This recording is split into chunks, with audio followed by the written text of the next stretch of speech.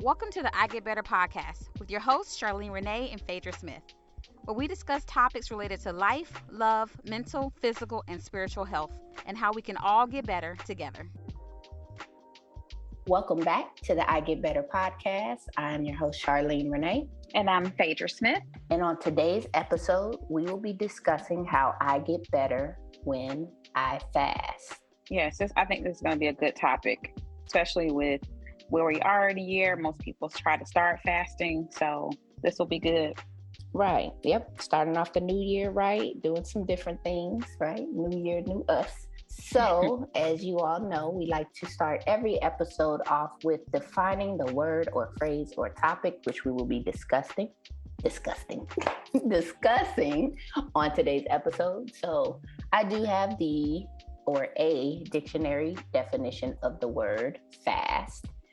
So to fast is to abstain from all or some kinds of food or drink, especially as a religious observance. So that's the dictionary definition, but we also like to offer our own personal insight and understanding into what the word or topic means. So Phaedra, what does fasting mean from your perspective or your understanding? So I guess my understanding, I was listening to a man named John Piper, and he had a really good definition of or insight on fasting, and he really just said it comes from this: fasting is a longing for what's not here yet. So like an ache in the heart. So if you're a believer, if you're a Christian, it's like an ache in your heart, a longing for Christ. And so because of that, we ache for healing. We have a longing for marriages to be healed and bodies to be healed and heartache and depression and anxiety to be gone. And for Jesus to come back and do that, for him to ultimately in the second coming, come back and soothe all those things. And so we fast now because ultimately we know that there's something greater coming. And so he referred to Matthew 9:14, where he said the disciples of John the Baptist came to Jesus and asked him, well, why did the Pharisees fast, but you don't? And so Jesus then I'm going to summarize it, but he basically said there's not a reason to fast right now. But when he goes away, there'll be a reason to fast. And so use that definition. The other thing that I found was people used to fast to give to other people. So if there was a shortage of food in the Bible, in certain cultures, they would fast so that their neighbor or whoever could eat. So those are some other things.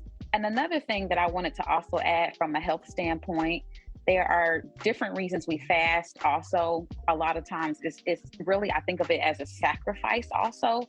So I'm sacrificing in order to replace the thing I normally go to for comfort, to replace it with something. So for us as believers, we might sacrifice food or certain types of foods or certain things we watch or listen to. And in replacement, we replace that with more Bible reading, more worship, more time with God, more time with our families, more wholesome things that we feel build us up and that will grow us in the areas that we feel like we need to grow into. From the health standpoint, also there's called intermittent fasting, which is also very helpful with just the healing of your bodies. So if you think about it, we eat all day long. So our body is constantly working.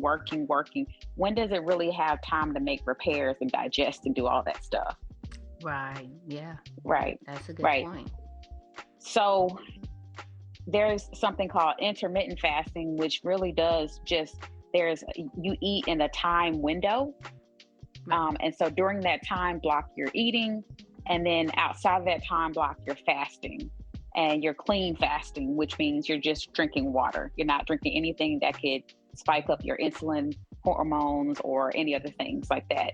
And so that really gives your body way more time than it normally has to digest, also to heal itself. So I did this for about a year, and I remember going back and getting blood work with my doctor, and he was just like, your levels and all your how your body is functioning. He was like, you don't really see these. Like, he was like, what have you been doing? And I think he had forgotten that I told him a few months back that I was going to start fasting. And so that was really cool to be able to see, because I hadn't even thought about it and I wasn't even expecting anything, but he was really shocked at how everything looked. So that's me telling you, and I'm not at the weight that I want to be or need to be. So that's me letting you know that, first of all, it's not all about just like how you look and losing weight. It is really about what's going on the inside. And so whether it's biblical fasting or whether it's fasting for your health, we're really dealing with what's on the inside. So yeah, some of that, we'll kind of elaborate on a little bit more, because then we're shifting into some of what are the benefits that come from getting better at or even participating in a fast in the first place if you've never done it before. And that intermittent. So what I heard you say originally was kind of talking about the history of fasting and what was the purpose of it originally. And in short, it sounds like it was done to serve a need, right? So there was a need that arose that necessitated for people fasting for some reason, or purpose, whether it was for prayer or for healing or for some purpose to accomplish that, they would fast. And then subsequent to fasting, then you find that there are benefits that come from it.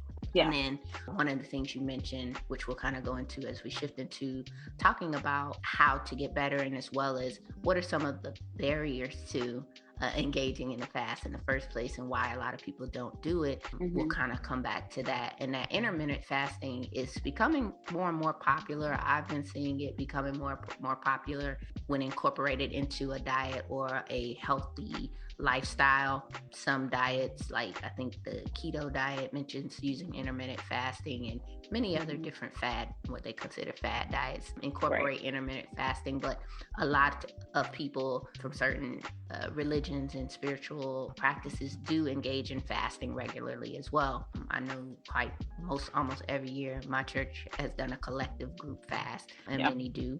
So to start the year off by fasting and making that a time for prayer and getting your word and reading and things like that. So let's talk about, briefly, what are some of the barriers to participating in a fast? Why do you think most people do not fast or have no interest in fasting or are unsuccessful in completing fast? Well, I will say, I'll just put myself in the place of most people. I am addicted to certain things. I'm addicted to comfort. That's mainly it. So I love what, I think it was John Piper that said, when you fast, it shows you really what's in your heart. So when I remove the things that normally give me comfort and peace and joy and all these things I normally go to, whether they be my addictions or whatever, how am I treating my spouse now? How am I treating my kids? How am I treating my family? How am I showing up to work? Am I angry? Am I irritable? Am I depressed? So it really is also revealing what's in the heart. Normally we mask it by medicating ourselves. Who wants to do that? Who wants to sign up for that? Most of us are not waiting in line saying, yes, that's me. Yeah. So it kind of is like what you're saying. It's like it's a mirror that shows you who you really are and what you really have put your time, effort, and energy in. And when you take that away, how do you respond to it? How do you react? I would say it's more like a pot that's been put on the stove, and you turned up the heat, and now what's coming to the surface, it's really, if there was no heat there, then I wouldn't know what was coming up to the surface, all the impurities and things like that. So I really do think it's sort of like that. It shows us what's there that we normally get. It normally gets masked by Netflix or whatever. Underneath the mask, what's really going on? What's really going on? So people don't want to know what's really going on. They kind of want to hide behind what they're used to. Like you said, what's comfortable, what feels good, what's easy, what's convenient, what's familiar. And so that can prevent people from engaging in a fast. I can say for myself, speaking for myself, I never heard about fasting until I went to a church that talked about fasting. And so I was more so just unawares or unfamiliar with the idea of what a fast was. I never had been taught about fasting, even when I was younger and had gone to church. Nobody in my family did fast ever, as far as I can see. The only fast we did was fast food drive-through. So that was the fast I knew about. Just not knowing can be a barrier. And then also only associating it with religion or religious experience, which is why it is most common. But whether you have no religion, aren't interested in participating in a religion, you can still participate in a fast. It's not exclusive to people who believe in any higher power or participate in a religious group. But the not knowing, I think, would be a barrier as well. And then not being able to stay on a fast if you try it, it's more of an issue of discipline, self-control, and not being able to, when you're addicted to something, you're addicted to it. And it isn't just drugs and alcohol. We can be addicted to sugar and foods, fatty foods, because there are things in the food that are designed to get us addicted to it. And so it's not just, that's why we crave these things. There's a craving for, I have a taste for this. I can't wait to get to this, right? Your mouth to just start watering, thinking about certain foods. And so it's difficult. It's very difficult. And so I think once we shift into how to get better, we can talk about some ways to overcome some of those barriers as well. Yeah, there's definitely some barriers in place that can prevent you from really engaging in a fast. So let's talk about what are a few ways we can get better at, or how to even begin if we've never done it for the first time, engaging in a fast. What are some things that you think we could do, Phaedra, to at least get started? If I've never fasted before, what could I do? I think number one, so from a biblical Christian perspective, you want to, number one, pray about it first. Like, God, what do you want me to be fasting? Show me the areas of my heart that you are trying to expose to me. Fasting also does not have to be just from food. It can be from other, like social media. It can be from all types of things. It can be from people, certain types of people. So I would say, number one, start by figuring out what do I need to fast from. Also making sure that I'm incorporating something in its place that's wholesome and healthy and is going to increase my life in a positive way. Is going to be very, very important. We teach that to clients. As you remove things, you want to be very intentional about replacing them with things. Okay.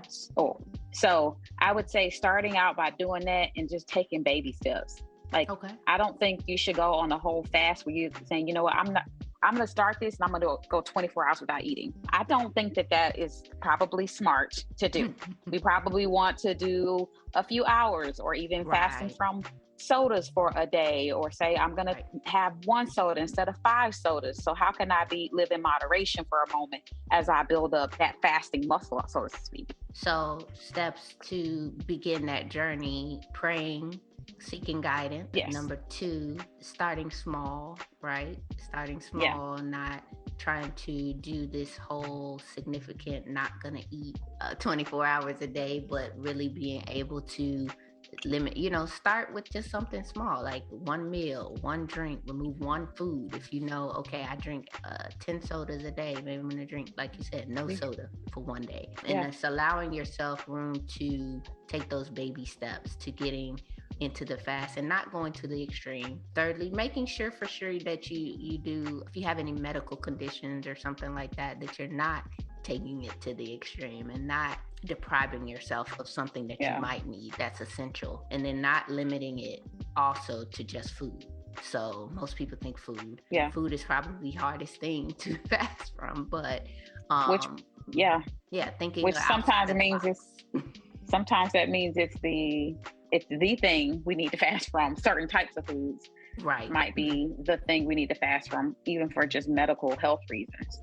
So and then the other thing you mentioned was finding something else to replace it with. So having some other replacement or distraction, even maybe going for a walk instead of doing whatever thing you might have done in that place, or going to participate in some other activity instead of engaging in that behavior or that time that you would have spent eating. So if I would have been eating during this time, I'm going to do something else to take up that same amount of time. so Yeah. that I'm not Yeah. just sitting there wishing I was eating. Yeah. I can kind of distract my mind and put it on something else and focus on something else. So those things are just a start. Of course, there's lots of resources and information out there on fasting via the internet, books, reaching out maybe to some friends or family members that you know have fasted before and seeking guidance from them as well. How did you do it? What can I do? And not feeling like you have to do it by yourself. And then also sometimes it's easier to do it as a group. You know, get a group of friends together, get your family to do it together. So now you have some support from somebody else, and it's not just you. So that would be another suggestion on how to get better. And something practical is to try to get some collective together to join you in the fast. Maybe your group of friends can do it together, or you can get, like I said, if you're in a church group, get your church group to do it together. Yeah. So no, I love that. Yeah.